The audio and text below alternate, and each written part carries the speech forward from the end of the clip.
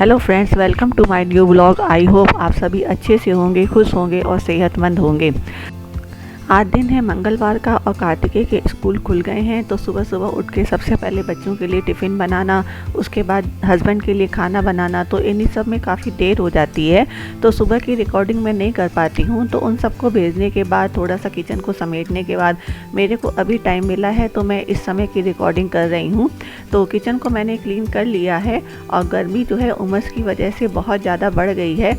तो सोचते हैं कि जल्दी जल्दी काम करके फ्री हो जाएं, क्योंकि जैसे जैसे दिन चढ़ेगा तो गर्मी और बढ़ती जाती है, तो काम करना भी मुश्किल हो जाता है। तो सुबह सुबह सबको निकलने की जल्दी होती है और इस जल्दी जल्दी में घर का जो ये हाल हो जाता है, तो ये समझ में नहीं आता है कि ये हमारा ही घर है जिसको हम अपना नीट एंड क्लीन रखते हैं और उसकी ये हालत हो जाती है। तो रूम में ये एक छोटी सी मैंने टेबल रखी हुई है, क्योंकि बेड का सामान या कुछ भी रखने के लिए एक जगह चाहिए होती है। तो ये टेबल मेरे को बहुत काम आती है और इसी पे लैपटॉप और चार्जर बाकी सब चीज़ें भी मैं इसी पे रख देती हूँ, क्योंकि और कोई जगह तो यहाँ रूम में है नहीं। तो इसी टेबल पे जो इतना एक्स्ट्रा सामान होता है उन सबको मैं यहीं पे रख देती हूँ। और साथ ही साथ मैं डस्टिंग भी करती हूँ, ताकि रूम जो है वो क्लीन और ऑर्गेनाइज्ड बना रहे। तो सुबह किसी के पास इतना टाइम नहीं होता कि घर के ये सारे काम हो पाएँ। तो जब सब चले जाते हैं तो उसके बाद हम लेडीज़ ही जो हैं इस घर को बनाती हैं, संवारती हैं और सजाती हैं। तो वैसे कोई ना कोई मेरे को हेल्प करा देता है, लेकिन आज कार्तिकेय भी स्कूल चला गया है और मनीष जी भी ऑफिस के लिए निकल गए हैं। तो मेरे को अकेले ही ये बेडशीट ठीक करनी होगी। तो बेडशीट ठीक करने में बहुत ज़्यादा प्रॉब्लम होती है, कभी इस तरफ से तो कभी दूसरी तरफ से। और जब तक बेडशीट बिल्कुल अच्छे से बिछ ना जाए तब मेरे को बिल्कुल भी अच्छा नहीं लगता है। तो उस पर एक भी सिलवट भी नहीं होनी चाहिए और बिल्कुल गंदी भी नहीं होनी चाहिए। तो जब तक मैं इसको अच्छे से बिछा नहीं लेती हूँ तब तक मैं इसको दोनों तरफ से ठीक करती रहती हूँ।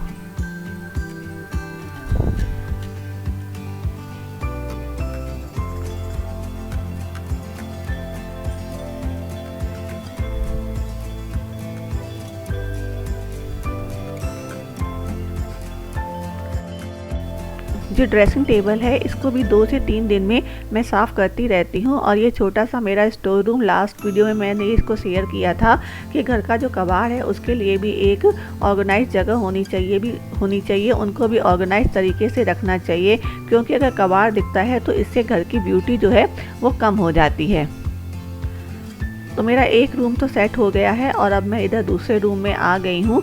तो मेरे को तो यही लगता है कि जितनी ज़रूरत हो घर उतना ही बड़ा होना चाहिए, क्योंकि घर जितना बड़ा होता है प्रॉब्लम हम लेडीज़ को ही होती है। हमें ही सब ऑर्गेनाइज, मैनेज सब कुछ हमें ही करना होता है।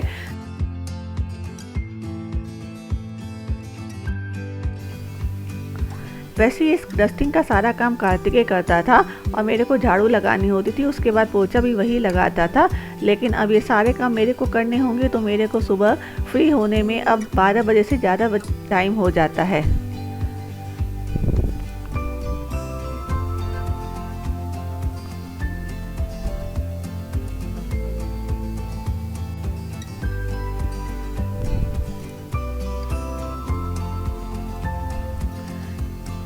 तो घर की डस्टिंग अच्छे से हो गई है। तो जब डस्टिंग अच्छे से हो जाती है तो उसके बाद ही मैं झाड़ू लगाती हूँ, ताकि जितना भी कूड़ा है वो एक बार में निकल जाए और फिर पोछा लगाने में मेरे को ज़्यादा प्रॉब्लम ना हो।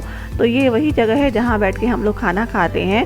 तो इसके आसपास का जितना एरिया होता है मैं सोचती हूँ कि उसको भी अच्छे से साफ़ कर दें, क्योंकि धूल मिट्टी जो है वो बेड के नीचे चली ही जाती है। तो जितना मैक्सिमम हो सकता है मैं घर को ज़्यादा से ज़्यादा क्लीन रखने की कोशिश करती हूँ।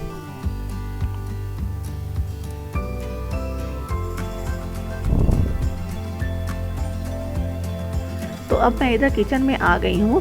तो किचन के नीचे वाले एरिया में मैंने जो है वार्डरोब्स वगैरह बनवाए नहीं हैं। तो मेरा किचन जो है वो ओपन किचन है, तो इसकी वजह से कॉकरोच या कीड़े मकोड़े नहीं हो पाते हैं और किचन जो है वो बिल्कुल मेरा नीट एंड क्लीन दिखता है और इसको साफ़ करने में मेरे को ज़्यादा प्रॉब्लम नहीं होती है। तो मैंने अपने घर में वाइट टाइल्स इसलिए लगवाई थी कि अगर कोई कीड़ा मकोड़ा है या कॉकरोच है या कुछ चींटियाँ वगैरह होती हैं तो वो मेरे को आसानी से दिख जाएं। हाँ, ये है कि सारा दिन इसी किचन वाले एरिया में काम ज़्यादा होता है, तो इसकी सफाई मेरे को ज़्यादा रखनी पड़ती है।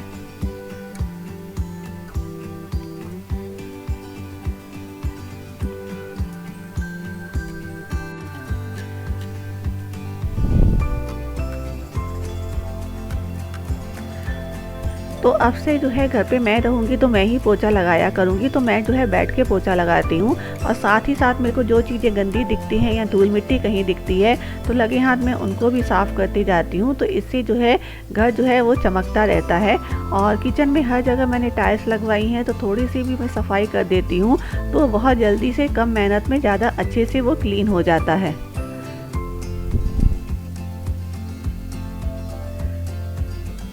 तो घर के इस काम को मैं एक्सरसाइज की तरह लेती हूँ। इस तरह बैठ के पोछा लगाने से पेट दबता है। तो जो लेडीज़ की प्रॉब्लम होती है कि सिजेरियन की वजह से पेट बाहर निकल आता है, तो मेरा पेट जो है इसकी वजह से काफ़ी अंदर चला गया है। और जो घुटनों की प्रॉब्लम होती है तो ये एक तरीके से हम लोग की एक्सरसाइज होती है, तो मैं इसको एक एक्सरसाइज के तरीके से देखती हूँ। तो मेरे को इसके काफ़ी बेनिफिट्स भी मिलते हैं।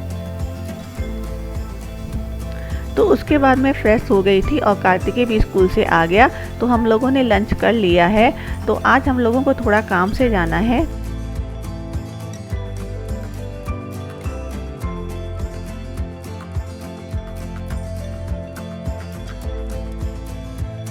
कार्तिकेय इस साल 12th में है और वो कॉमर्स का स्टूडेंट। तो 12th के बाद उसको किस कॉलेज में एडमिशन लेना है, उसको कौन सा कोर्स करना है, या उसको घर से कितनी दूर एडमिशन लेना है, कौन कौन से सब्जेक्ट्स हैं उसके, तो इन सारी इन्फॉर्मेशन के लिए आज हम लोग जा रहे हैं। तो जैसे ही बच्चे 11th या 12th में आ जाते हैं तो हमें इन चीज़ों को पहले से ही रिसर्च कर लेना चाहिए, क्योंकि आजकल मार्केट में बहुत ज़्यादा कोर्सेस आ गए हैं, बहुत ज़्यादा उनकी फ़ीस हो गई है।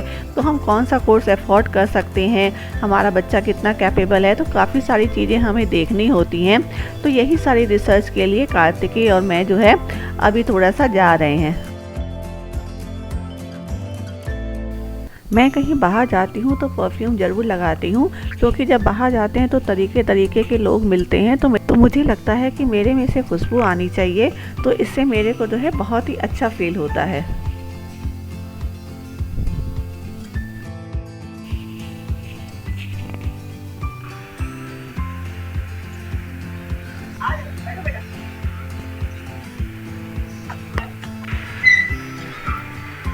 कितने दिन में चला गया?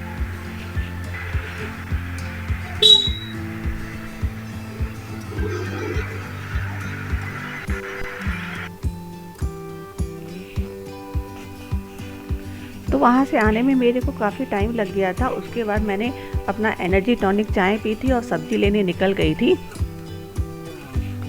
घर में मेरे को कुछ सब्ज़ी ज़रूरी चाहिए थी, तो जिसके बिना काम पॉसिबल नहीं हो रहा था मेरा, तो फिर मेरे को सब्ज़ी लेने जाना पड़ा। चाहे हम जितने भी थके हुए हों, अगर काम है तो वो करना ही है। तो जाने से पहले मैंने बर्तन धो लिए थे और उनको फैला दिया था, तो बर्तन काफ़ी सूख गए हैं। तो अब सबसे पहले मैं अपना किचन जो है थोड़ा सा क्लीन करूँगी और उसके बाद आज डिनर में दाल चावल बनाऊँगी। तो आज दाल जो है मैं वो अदरक की अम्बिया और पुदीना फ्लेवर में बनाऊँगी, तो बहुत ही वो टेस्टी दाल बनती है। और इस दाल चावल के साथ किसी सब्ज़ी की या किसी चीज़ की कोई रिक्वायरमेंट नहीं होती है, तो हम लोग को बहुत अच्छी लगती है। तो आज मैं आपके साथ ये दाल चावल की रेसिपी भी शेयर करूँगी।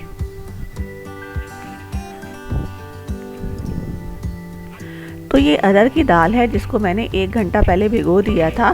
तो सबसे पहले मैं कुकर में अरहर की दाल डालूंगी और उसमें काफ़ी सारा पानी डालूंगी, क्योंकि ये खट्टी दाल है तो ये बार बार थिक हो जाती है। तो मैं इसमें पानी जो है वो अच्छे से डालूंगी। और जब पानी में बॉयल आएगा तो ये जो झाग आती है इसको मैं ज़रूर निकालती हूँ, क्योंकि ये गंदगी होती है। 2 से 3 बार में मैं इसको निकाल दूँगी। इससे जो है दाल बहुत लाइट और उसका टेस्ट जो है वो बहुत ही अच्छा आता है।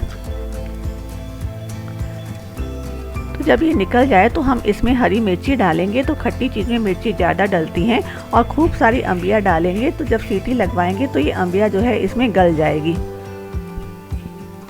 और उसके बाद हम इसमें नमक डालेंगे और थोड़ी सी हल्दी, और इसको 3 से 4 विसल लगवा देंगे।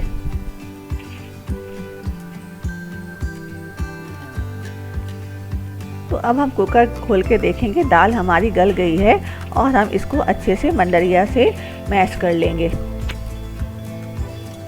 और फिर हम इसमें थोड़ा सा पानी भी डालेंगे, क्योंकि ये दाल जो है थोड़ी देर में थिक हो जाती है। तो मैं पहले से ही काफ़ी पानी डाला था, लेकिन अभी भी मेरे को दाल थिक लग रही है, तो मैंने थोड़ा पानी और डाल दिया है। और अगर मेरे को दाल आगे फिर थिक लगेगी तो मैं इसमें और पानी भी डाल सकती हूँ। तो इसका खट्टा खट्टा फ्लेवर जो है वो बहुत अच्छा लगता है पुदीने के साथ। और ये इसी मौसम में ही बना पाते हैं। तो ये पुदीना है जिसको मैंने धो के पतला पतला काट लिया है, तो इसको भी मैं इसमें डाल के और इसको अच्छे से उबाल लगवा दूंगी। तो जब ये उबलती है तो इसमें खटास भी और निकल के आती है और पुदीने का फ्लेवर भी बहुत अच्छे से आ जाता है। तो ये दाल अच्छे से अब उबल गई है, अब मैं इसमें छौंके की तैयारी करूंगी। तो मैंने अपने ये सॉस पैन में देसी घी लिया है, आप कोई भी कुकिंग ऑयल ले सकते हैं, और इसमें हींग और जीरे का हम छौंका लगाएंगे।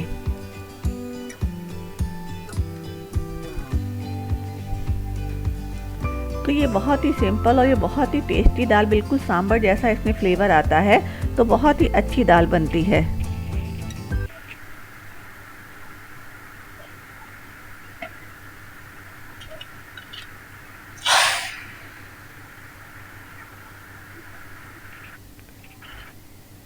तो खाना बन के तैयार है, अब हम इसकी प्लेटिंग करते हैं।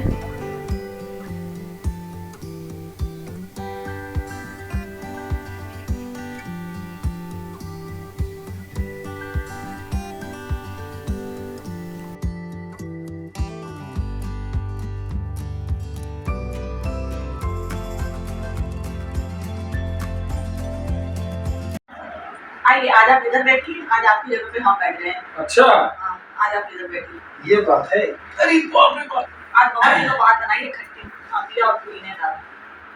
अपना लोग डाला नहीं अभी तक? हम आपका पहले ला के दे दें ना। अरे भैया, सबका डालो ना एक साथ यार। हाँ, आप खा के बताइए कैसी बनी, आज बहुत दिनों बाद डाल रहे हैं। बनाइए ये वाली दाल। अच्छा, मियाँ की कहाँ से बना ली? बस कर ले आए थे ना। अच्छा, दाल बनाते हैं।